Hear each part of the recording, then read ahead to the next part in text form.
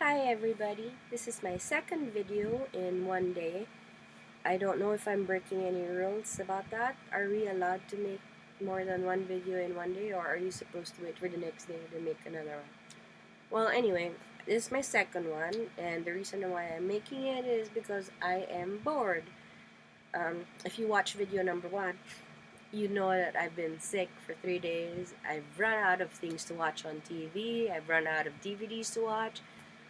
Um, yeah, I'm going nuts. I'm really bored. So, I'm making videos now, since I've discovered that I can make YouTube videos. Anyway, one of the members from our cross-stitch groups, Laurel, she did videos too, and one of her videos is the resurrection of the original cross-stitch tag. I'm guessing the tag means uh, she does it, then another person does it based on that. It's kind of like the ice bucket challenge, and do I have to name people to do it? Because I'm just new here, so I don't know anybody yet on YouTube videos. So anyway, I wrote down the questions that she answered, and I'm going to do my best to answer the same questions. I can't tag the next person because I don't know anybody personally who does videos too. So whoever is watching this, and if you do make cross-stitch videos, let's pretend I tagged you, and let's resurrect this original tagging thing, just in case if you haven't done it yet. But if you have, that's fine. I guess this is a getting to know kind of thing. Anyway, question number one. Who introduced you to cross-stitching? That would be Miss Gatmaitan, my teeny tiny itty bitty teacher of home economics in first year high school. That would be 1990. Yep, I can't forget her because she walks like a little duck. I mean, nothing, no criticism, nothing, not to put her down, but she does. Her, her, her butt walks like this, so everybody like loves her because of that quirky walk of hers, and that's probably the reason why I haven't forgotten her, and I still remember her name, Miss Gatmaitan. Who is my favorite designer? Ah, currently I'm addicted to Lizzie Kate. I'm doing my best to collect the designs that I wanted from her. Um, yeah, currently that's her, because her designs are so easy. You could stitch them for yourself, or you could stitch them fast as gifts for other people. And to me, that's gold. You know, to be able to make something quick and give it, and it looks good and it looks modern, but it has that handmade heirloom kind of quality that you can pass on to the next generation. Of course, I picked the designs that she makes. Basically, I like her inspirational series. Yeah, Lizzie K. I've also managed to collect every single one of the Mirabilia Ladies, Fairies, and Mermaids by Nora Corbett, who is currently known as Nora Adams. She does the Mirabilias, and I love her designs. Some people say they don't like the fairies or the ladies because they look snobbish.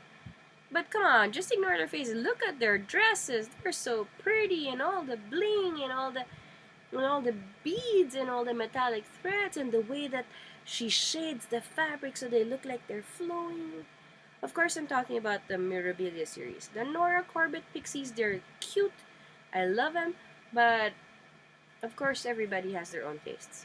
But anyway, I love Mirabilias. I own all of them. I haven't finished one. Yeah, guilty confession. I've completed the collection. I haven't stitched or finished. No, I have stitched. I just haven't finished it. I'll use that in another video and explain why I haven't finished it. Okay? I also love Joan Elliott's. Now her, I've finished, I've stitched and finished 3 of hers. One is in a frame in my room. 2 will be stitched into pillows, which we will be using at our wedding in May. They will be the ring pillow and the coin pillow. You could see that in probably later on videos. I also love everything and anything by Barbara Batts. I have no idea why, but I just love her designs. No, I do have an idea why. I love her designs. They're so pretty. Seriously. And I like anything done by the Cooler Studios. Have you seen their flowers? They're gorgeous. Excuse me. Again, flu. Sorry. I love Cooler Studios. I love Joan Elliott. I love Nora Corbett. Love Barbara Batts. I love everything and anything by Gloria and Pat. Especially the old school cartoons and characters. I tried to collect all of them. Yeah. In terms of the naming designers, those are probably the ones I could name off the top of my head. The rest are favorite themes, so that's the next question. Favorite themes. I love Christmas. I love inspirationals, meaning either religious or faith-based. I love mirabilias. I love flowers. I love old school cartoons. I think I've mentioned that a couple of times already. I've also collected a handful of houses, Victorian houses. I don't know when I'm going to stitch them, and if I do, I don't know where I'm going to put them, but I love the pictures. And I've collected a handful of patterns by various designers that depict fairy tales or storybook characters. I'm a reader, so anything that links me to a favorite book, I don't care who it's by, I buy it. Yes, I'm a collector. I'm a stasher. I think I've mentioned this before. I stash more than I stitch. So my collection for a 4-year-old stitcher is huge. My amount of stitching is not enough. So yeah, anything about books, my favorite books, I have to have it. What else? Favorite floss brand, hands down, is DMC. That's the thread that we used for this first project. And yep, and the local DMC company here in the Philippines is good to me, are very friendly, and they're very supportive, and I in turn am very loyal to them. That's it. Fabric of choice? Even weaves. I don't know why. I was taught to stitch on Ida or Ada, whatever you pronounce it. I call it Ida, or Filipinos call it Ida. We were taught to stitch on that, but I just like the way how the X's or the stitches pop out on even weave. If you're gonna ask me what kind of even weave, I don't know the brands, but I do prefer 28 count, 26 or 28 count, or sometimes even 32. But I stitch 2/2, so yeah. Needle threader or floss licker? Neither. I have a bunch of Laurent needle threaders somewhere. I mean, at least I think I have 3. And they're in various drawers or tins or pouches separated. I don't really use it. I don't lick the floss, but I was taught as a way of threading the needle. You just, fold it and then insert the needle. It's fast. My eyes are still 20/20. I wear glasses when my eyes feel tired or if I'm zooming into petty point stitching. But other than that, my eyes are still 20/20, and it's clear enough for me to insert thread into the needle. Thank you, God. Anyway, do I stitch to give or to keep? I only have a few of my own here at the house. One is a gift for my mom, which is hanging in the living room. One is something that I made, which is hanging in my room. The rest are either unframed or are still works in progress or UFOs. And a lot of them have been given away. Or there's one that was sold. Basically, other than that, yeah, they're all given away. And I'm glad to say, or that I've been blessed not to have experienced the agony that some other stitchers have, where they don't, where the stuff that they stitched were given and the receiver didn't appreciate what was given to them much. So far, I don't know, I guess subconsciously I know who will appreciate handmade gifts, and that's who I give them to. And they're hanging in pride of place. What's the correct term? They're right there. As soon as you enter the house, boom, they're right there. You could see it. And it warms the heart for me that you see something that you've stitched, and they love it so much that it's hanging on their wall. Yeah. Um, I haven't stitched that much, so basically the handful that I've given out, yeah, those handful appreciate it. Thank God. Okay, favorite finish or projects. I've only, I finished one. Oh gosh, I had it ready on my phone. I have to scroll all the way down looking for it. My favorite finish would be something that I finished last September. It's called Our Lady of Flowers. It's what? It's a version, or it's based on a masterpiece painting by our national artist Fernando Marsono. I stitched that for 6.5 months for charity. We sold it for charity. Parts of it went to the Orphan Society, the Philippine Society of Orphan Disorders. We were able to come up with around 180,000 pesos for that charity. Yeah, to me, that's my favorite finish. Why? Because it's the biggest biggest project I've ever finished. It's so detailed. I stitched it on 18 counts. Now I can't find it. I'm still trying to scroll down to see if I can find it. And yeah, that's my favorite one. I had it ready, and my phone just decided to blah blah go nuts on me. So hope you don't mind. I'm scrolling through looking for it so I could at least show you my favorite finish. But yeah, there it is. I found it. Ta-da! This one. See? It's an 18 count. I don't remember the measurements. All I know is it took me 6.5 months, and I'll probably never be able to do it again. Yeah, this got sold. And the nice thing was there were at least 4 people trying to buy this. Unfortunately, for 3 others, it was reserved 2 months into my making it, so you couldn't get it. They tried bribing me with a higher price, but word of honor means I have to give it to the person that agreed to reserve it 2 months going into the entire thing.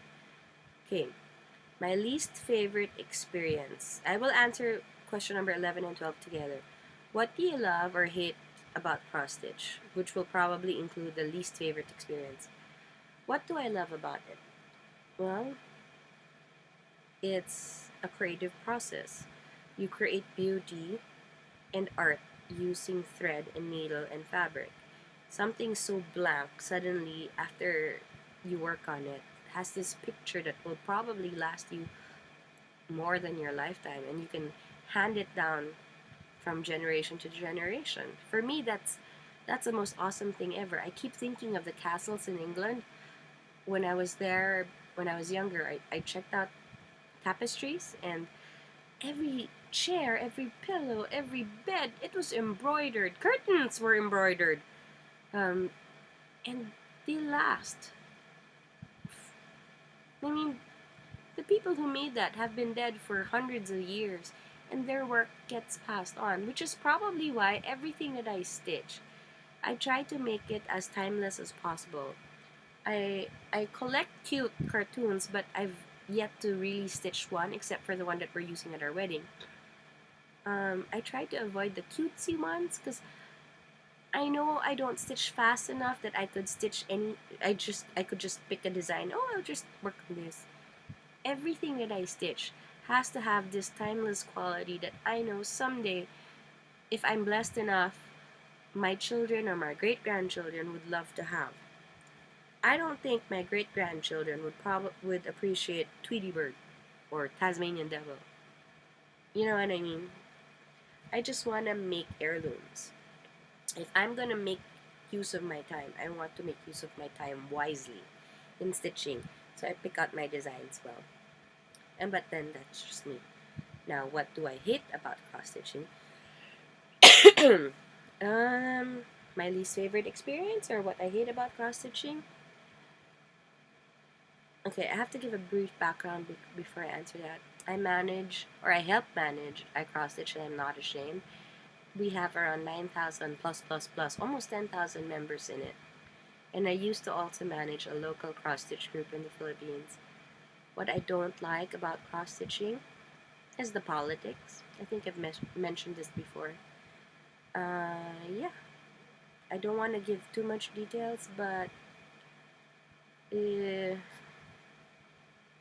it rhymes with stitchy behavior. Yeah, that one. I don't like that. There. Huh. Have you taught or run into someone else who cross-stitch? Yeah. As I said, I was part of a local cross-stitch group who have been very generous. A handful of them have been very generous and taught me what they knew.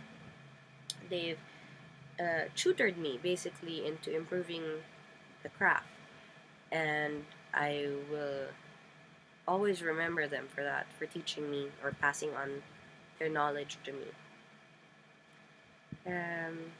What was my first project? Well, 1990, my cross-stitcher, my home economics teacher taught me how to cross-stitch, and basically the assignment was stitch your feelings into cross-stitch.